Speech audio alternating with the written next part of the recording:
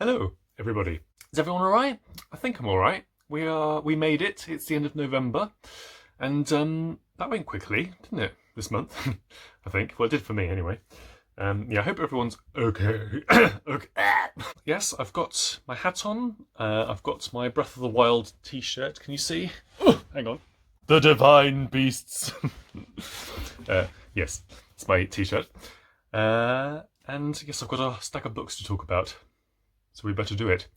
Before we do that, we here at Do Men to Dote, we've seen a bit of a jump up in subscribers in the past 2 weeks, which is very nice. So if you're newly subscribed here, then thank you very much. Hello, you're very welcome. Yeah, this is what happens. And if you've subscribed before, previous to 2 weeks ago, then you're still very welcome as well. So the reason that this has happened is because I've had a few shout-outs. I'm out of breath. I've had a few shout-outs and mentions from various different people. So these include Simon Savage with the Bump and Flex. Thank you very much. Kate Howe. Leo at Little Book Life. Shawn the Book Maniac. He gave me a couple of mentions.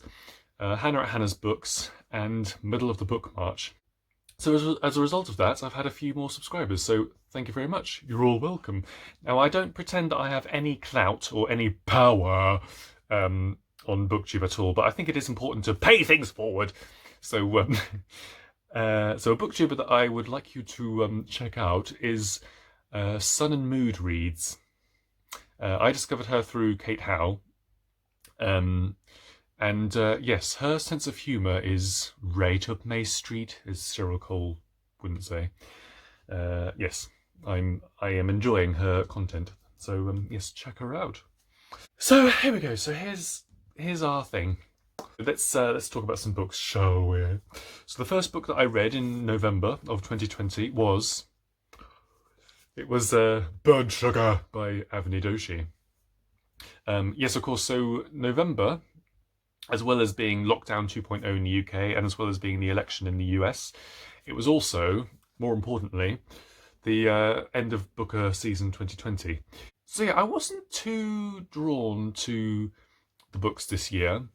In total, I've read 2 of the shortlist, that being Real Life, and this. The only other book that I was sort of interested in reading was this Mournable Body by Tsitsi Dangaremba. But that is the last of a trilogy, and from what I understand from people who have talked about it, you do need to read the other 2. So I was like, I don't have time for that. However, Faber and Faber, I believe, I think it's them, they're republishing the whole trilogy in paperback in March, I think. So yeah, I think I'm going to pencil that in, and yeah, I'm definitely going to read Nervous Conditions, and possibly the other 2, including this Mournable Body, when it comes out in March. But anyway, so Burnt Sugar by Avni Doshi. So this is a bit of a stressful one. This is about it's about a toxic mother-daughter relationship. So Antara, her mother is slowly showing signs of early onset Alzheimer's, I believe, or dementia. And so she's kind of having to come to terms with looking after her. However, her mother did not look after her at all when she was a child. So yes, the novel kind of deals with a daughter having to look after a mother who really did not look after her at all. So this is a bit of a stressful one, as I said. It's not really a novel that I particularly enjoyed reading. However, it is definitely a novel that I definitely appreciated, and I have a lot of respect for the skill and sort of talent of the author. And this is a debut novel, I believe, which is kind of like, so yeah. So yeah, the reason I didn't really enjoy it was because it's only because of me. It's not you, it's me. Yeah, I have a bit of I always find novels which are about sort of toxic family relationships to be really stressful, And so it was the same with normal people, with the brother and stuff. And this is kind of a very, very toxic relationship with the mother and daughter. When she's a child, the mother, she leaves her husband and takes her daughter with her to an ashram. So they sort of grow up. She brings her up in this ashram, and they have a very kind of hot-cold relationship. So, and it's mostly cold. So her mother treats her very coldly. She's kind of she's resentful, and she's jealous, and she's kind of just not a very good mother at all. But then there are moments where she's very, very tactile and sort of very protective of her. So I did think it was fascinating, and I did think that Avni Doshi, she has kind of explored the dilemma kind of very, very well. And I thought it really sort of goes into the complexities of it all, because this Antara, she does not like her mother at all. She holds a lot of resentment and bitterness towards her mother, which you can understand. But at the same time, she has a overwhelming kind of sense of obligation to kind of look after her, because she is her mother. As she's starting to lose her memory and starting to do all that. So it's a really kind of interesting and very well done look at that kind of dilemma of a very, very toxic mother-daughter relationship. It's got a great ending. I really like the ending. It's kind of I think Hitchcockian is not the word, but it's kind of got a weird. It kind of goes into this weird territory. It's not kind of incongruous to the rest of the book, but it suddenly kind of goes a bit sort of weird, and it's like, ooh, but at the same time it's like, ooh. I'm very good at explaining books, aren't I? It is a recommend. I did find it stressful. It's going to be interesting on a second read to see what I think about it. But yes, I appreciated it rather than I enjoyed it, if you know what I mean. So let's just quickly talk about the Booker Prize. The winner was Shuggie Bain, and I believe Douglas Stuart is the second Scottish writer to win, sort of overall, and it's like the first time a Scottish writer has won in like nearly 30 years or something. So yeah, I haven't read it. If I am going to read it, it's probably not going to be until the paperback's out, and that's not until April, I think. So yeah, I just wasn't particularly drawn to it over the others that I've read.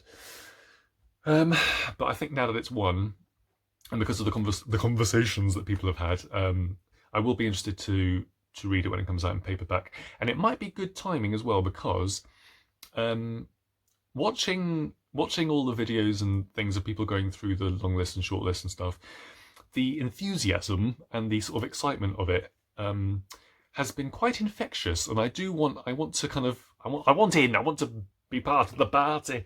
So I think so next year I do want to read I at least want to read the shortlist, I think, because I've enjoyed kind of watching Booker Prize videos and stuff, and yes, I don't have any hot takes on Shuggie Bain winning. I've been fascinated to watch all the reactions to it, but yes, I'll leave it to you to make your own judgment on whether you think it was a worthy winner or not. But I haven't read it, so it may well have been the best one of the lot. But yes, I have been interested in the reactions and the kind of discussions about what it means to have won, and and all the rest of it. So yes.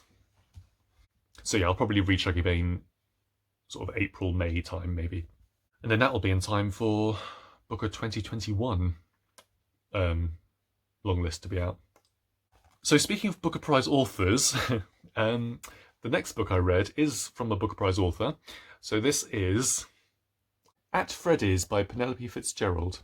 So this is a book that my sister gave me for my birthday. She gave me a couple of like random secondhand books for my birthday, and I remember I got this one. I was like, "All right, cool." Oh, there she is. There's Penelope Fitzgerald. Yeah, right. She's all right. So yes, so she is a Booker Prize winning author, Penelope Fitzgerald. She won, I think it was for a book called Offshore, which won in 19... she's had another book called The Book Club, which has been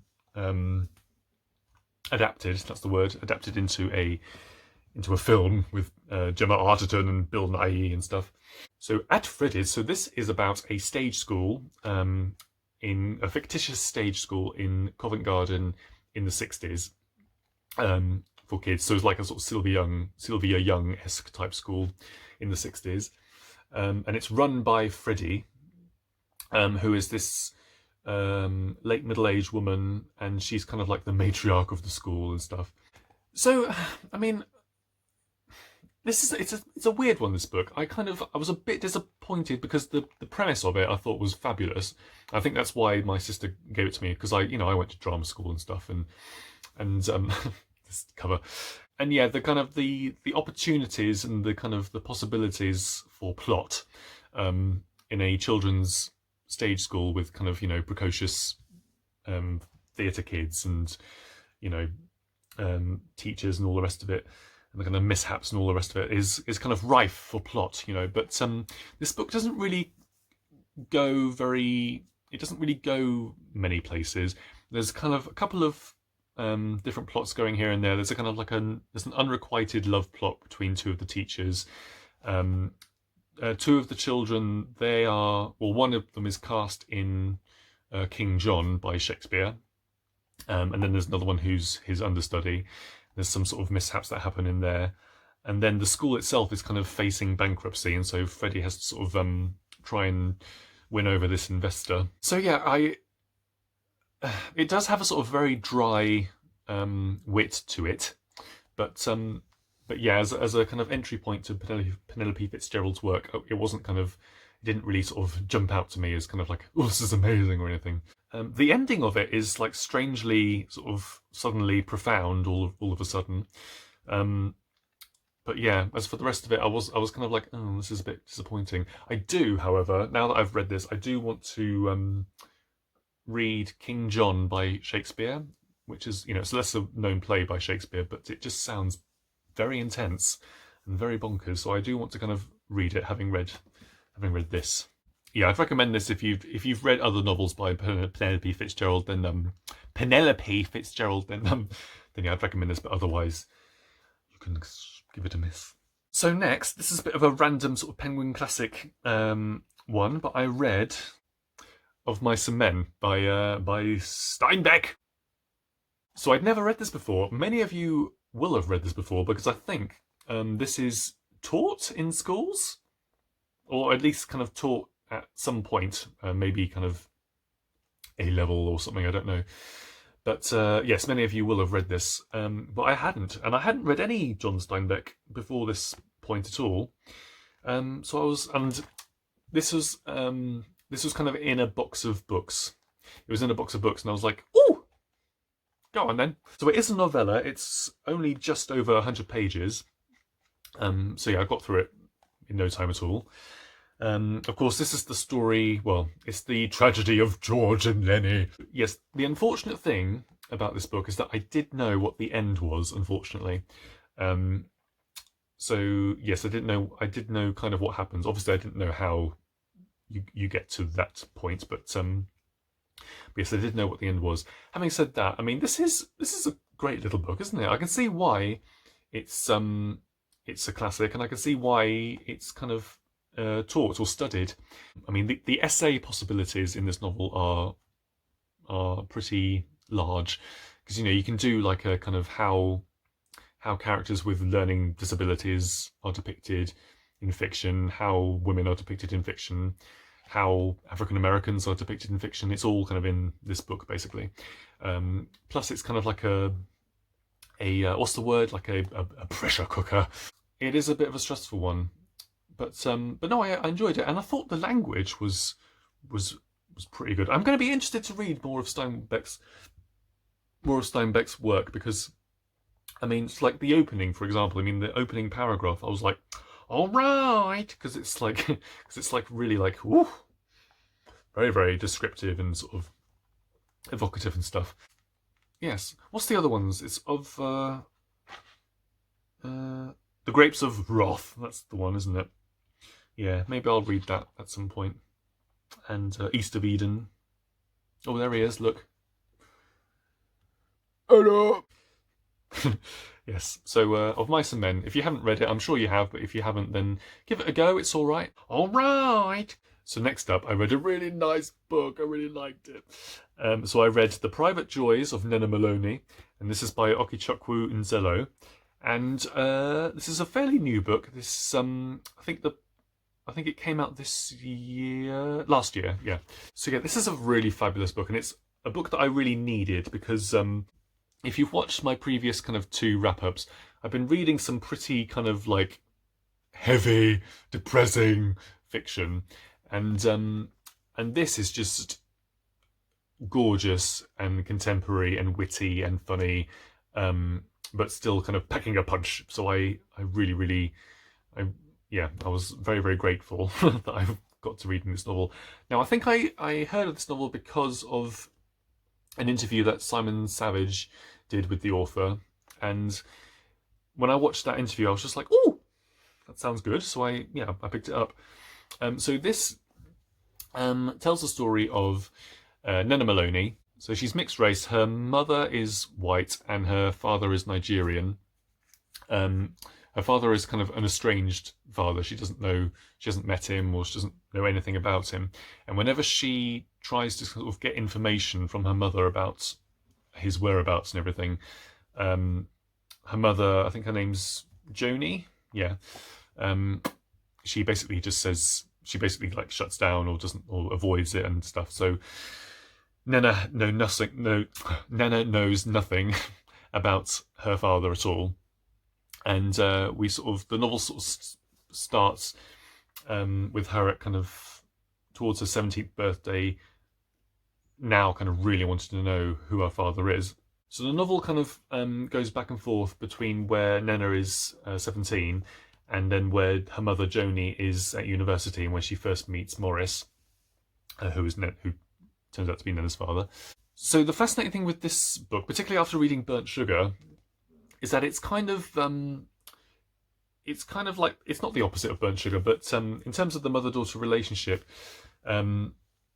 we start the novel where the mother and daughter have a very, very close bond, and it's only when Nnenna starts to really sort of become more interested in knowing her father's whereabouts and knowing her father's culture and, identity and all this sort of stuff, that a rift starts to emerge. And also there's a parents' evening, and one of the teachers suggests that Nnenna goes to this prestigious university in France, which causes Joni to be like, no, you can't go. So yeah, it kind of shows up that Joni might be a bit too overprotective over her daughter, a little bit sort of possessive almost.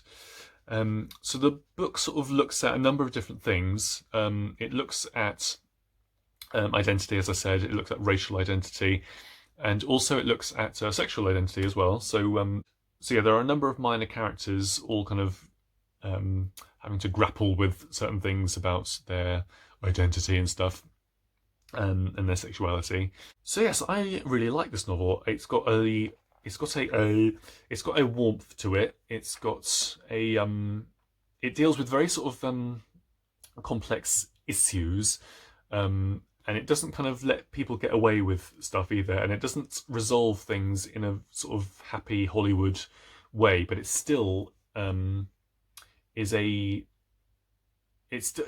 still kind of like a feel-good type of novel, while still being very, very whilst dealing with very, very serious stuff. So yeah, I would definitely recommend this. Also, another thing that I really liked about it, it talks about faith and Christianity. And usually, I mean, I'm not a Christian, but usually I'm more used to stories about people kind of moving away from Christianity, or kind of feeling, sort of like trying to escape dogma and stuff. I'm sort of more used to stories like that. And so a story where people are kind of being drawn to faith and being drawn to Christianity, I was I sort of found, yeah, I just found it refreshing, and I liked it. So yes, a definite recommend, I would say. Okay, next. So this is a bit of a random one, but I read Richard Osman's The Thursday Murder Club. So I borrowed this from my mother, who in turn borrowed it from my sister, so it's kind of been doing the rounds. And I needed something easy and fun and stuff, so I read this. I was curious as well. So if you don't know who Richard Osman is, maybe if you're not in the UK, Richard Osman is a TV game show, quiz show host and a producer. In recent years, he's kind of become a staple of sort of light entertainment panel shows and stuff like that. Oh, there he is, Richard Osman. Yes, and now he's a novelist. Now, the temptation to kind of be all cynical and be all like, a novel, a crime novel by a TV game show host. Don't be ridiculous. Is strong, but you know what? This is good. It's all right. So this is set. It is silly, but this is set in a very, very posh and expensive sounding retirement village in Kent, which is southeast England. And the Thursday Murder Club is a group of 4 individuals who meet up on a Thursday, and between themselves, they try and solve unsolved murder cases. They don't try and catch criminals or anything, but they just, between themselves, they like to sort of see if they can solve unsolved murders. And that is until there is a murder, a real life murder on their own doorstep. And so, yes, along with some very sort of bemused, nonplussed police people, excuse me, they try and solve this murder that's happened on their own doorstep. So there's a few things that was interesting. I mean, I don't read crime or thriller novels usually, and I didn't work out who had done it.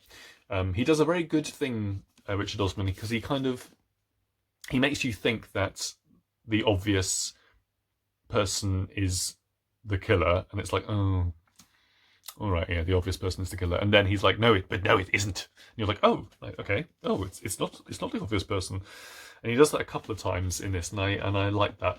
I think maybe if you do read crime novels or you do read thrillers, maybe you will work out who does it better. I don't know the tropes, and I don't know the thingy bobs, but yeah, no, I was like, oh, it's that person, all right.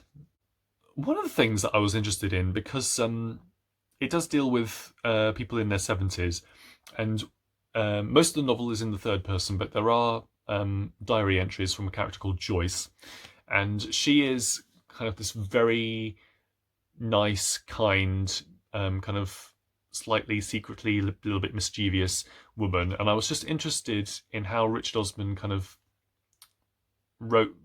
had written her, kind of with this sort of rosy hue. And in the acknowledgements, there's quite a hefty amount of acknowledgements, but in the acknowledgements, it's clear that that the character of Joyce is sort of more of a tribute to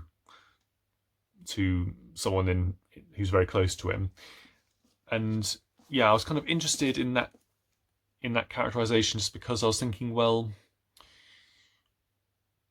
in another novel, I mean, what are this character's? Where does this character get angry, and where does this character kind of, what are this character's prejudices and all the rest of it? What's the sort of the more complex version of this character? And of course, if there was a more complex version of that character, then this book wouldn't be what it is, and it's kind of a bit thingy to say what the book isn't rather than what it is. But yeah, I just found it interesting, sort of Richard Osman's gaze at that sort of character. But yeah, no, if you fancy it, you'll have fun. It's not bad. And oh my goodness, so yes, so Richard, it does help if you are a celebrity. It does help if for your debut novel to be a celebrity, because so this is an example of when he wrote the novel, and then apparently there was a bidding war between 10 different publishers, and as a result of that, the book was kind of won with a 7-figure sum book deal. Now, I don't work in publishing, and I don't really understand publishing. I don't really know what that means, a 7-figure sum. I don't know whether that goes all to Richard Osman or whether it's for something else. But essentially, there will be sequels to this book. As well as that, it's been optioned by flipping Steven Spielberg. So expect, Judi Dench, Maggie Smith, and Meryl to all be in a film version of this soon. And Richard Osman is executive producing that as well. So he's doing all right, isn't he? So yeah, he doesn't need to worry too much about stuff. So yes, if you want to give it a go, then it's not terrible.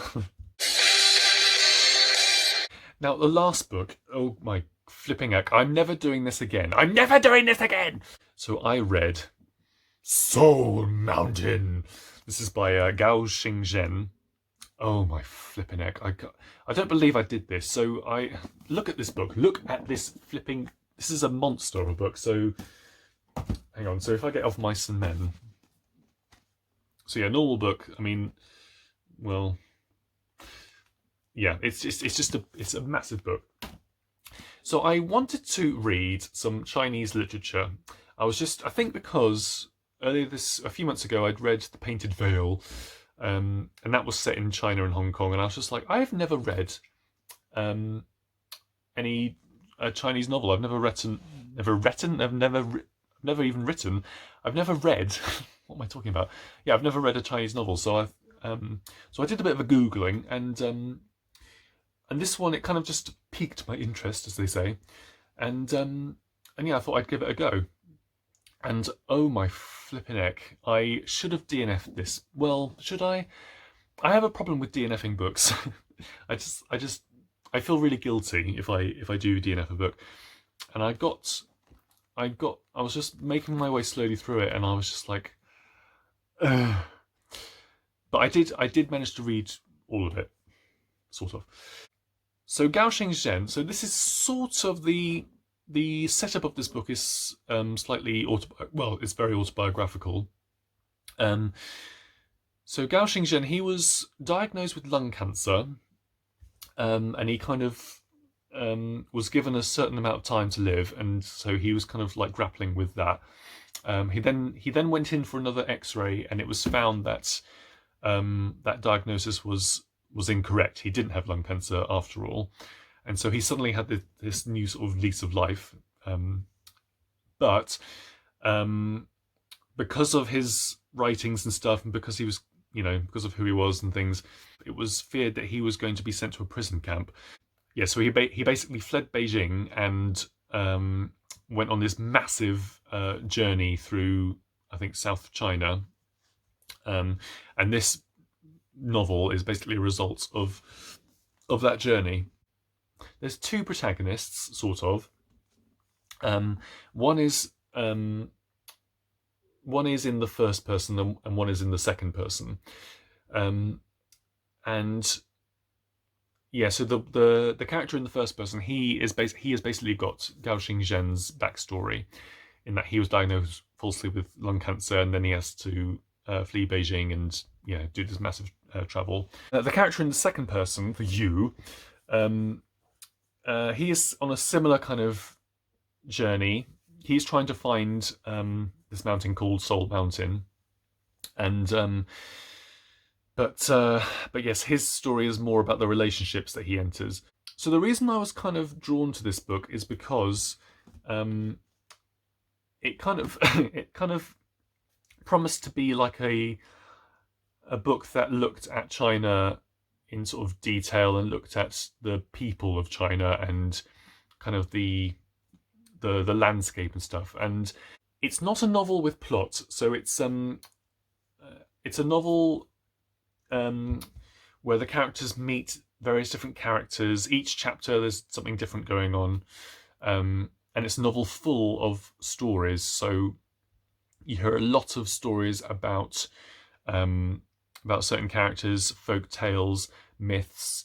You hear lots of stories about the history of a certain place, and yeah. So when any kind of the bits of the novel that I preferred were the where you meet characters and stories and stuff, and folktales are told, and the landscapes. There's some really good descriptions of like ancient forests and stuff, and like mountains and things, which I really liked.